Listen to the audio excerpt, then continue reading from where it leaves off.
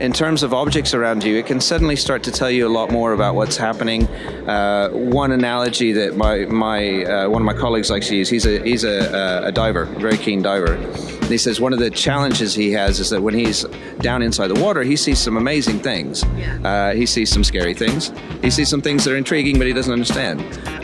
But through machine learning technology, we could, a computer or something, a form factor as small as a smartphone, could decode all of that for him.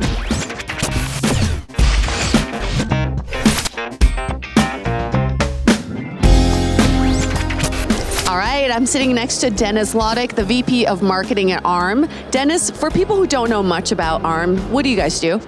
Right, so ARM designs processors. So processors do different things, central processing units, graphics processing units, which are integrated into computer chips, ICs, and do the processing behind a huge number of consumer electronic devices. So we've got about 95% market share in mobile devices, where we're the main processors in them.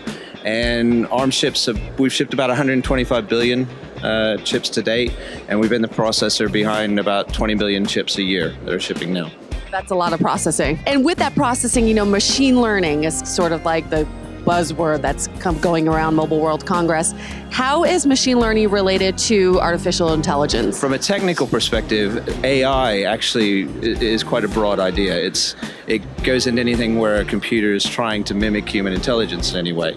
And if you want to trace it back far enough, early games where a computer could play tic-tac-toe or checkers or chess with you, those were actually AI. It was pretending to act like a human. So AI as itself is a really, really broad idea. Now, when you start breaking that down, there's lots of different ways to approach AI. And so what we've seen recently is that there's been a huge shift in the capabilities around some technologies around deep learning and using neural networks to approach problems around identifying patterns in images. So what a person looks like versus what a car looks like.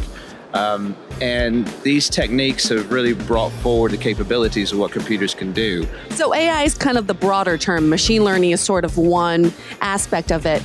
I'm seeing this going in two different directions. You're saying there's the human mimicking factor, and also there's that predictive factor, right? Predictive learning. Yeah. Are they in the same realm, or are they two different technologies? So it's a good question. So predictive learning and what we're seeing now around machine learning, it's, as I said, it's a subset of what's going on. It offers, it's not trying to do general awareness or general emotional intelligence or anything like that. It's really, when I try to simplify it to people, I do refer to it in terms of patterns. Trying to understand what a pattern is, being able to recognize a pattern, and being able to learn a pattern. There's a lot about what you do which involves patterns. The way you walk, where you move around, how you spend your money. These are all patterns. So that's kind of what's going on at the moment. That's kind of the center of what's happening at the moment. Got it. And tell us about Project Trillium. Right, yeah, so Project Trillium is quite exciting stuff. Had a lot of interest in it lately. So there's really three main components to it. The first one is a machine learning processor. So this is a processor we've designed from the ground up specifically to support machine learning type processing and make sure that it can push forward the capabilities of the devices, but also do it in a very, very power efficient way. And we've looked at many different ways that we could do this. Borrowing from some of the other architectures we had, we decided a ground up design was really the only way to do it. So that's kind of the center pin behind the Project Trillium. But in addition to that, we've seen a couple things that are quite important. In the space of machine learning, there's an interesting aspect around the fact that people are interesting. So when you're looking at objects, or you got a camera that's looking at a space, and we're getting more and more cameras and things all the time, a lot of times what they're looking at isn't interesting. But in particular, when people are in the scene, a lot of times that's when the rest of the system wants to wake up, or the rest of the system wants to do something different. So we've developed a processor specifically designed to help achieve that in the most optimal way possible. And then the third component, of course, we spend a lot of time working on processors, but one thing we're very aware of is software is really, really important. And so we've been putting a lot of investment in the software side of things. And so as part of Project Trillium, we announced the fact that and released a layer of software which makes it really easy for people to get from the common APIs and frameworks they're used to for machine learning down to the ARM hardware in the most efficient way possible. And we've been seeing that technology here at Mobile World Congress. It's not there yet, but it's starting to get there. Yeah. But what does that world look like for my device to look at objects and identify what they are? Why do I need that on my phone? So there's a lot of different things you can do with it, and let's just start from something even simpler. So if we start from voice, for example, simultaneous translation, being able to interact with your devices more naturally through your voice. Machine learning makes both incoming voice processing and outgoing voice synthesis much more natural.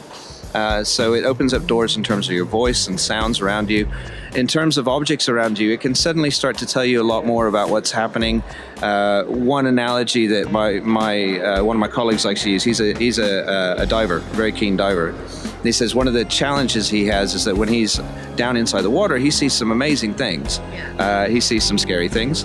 He sees some things that are intriguing, but he doesn't understand.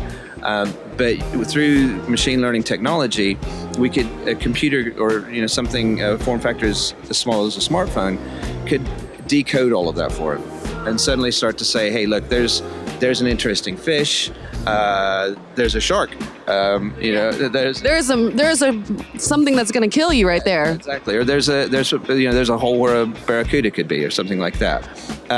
So that's just one example, and you can kind of transpose that to almost any context. So if I'm going on a hike, for example, I'm not just using my phone to take photos or to use the GPS, but also identify the plants or whatever's around me that may be dangerous. Yeah, absolutely. So anything from constellations to being able to walk around the show better, to understand a little bit more about what's going on around you.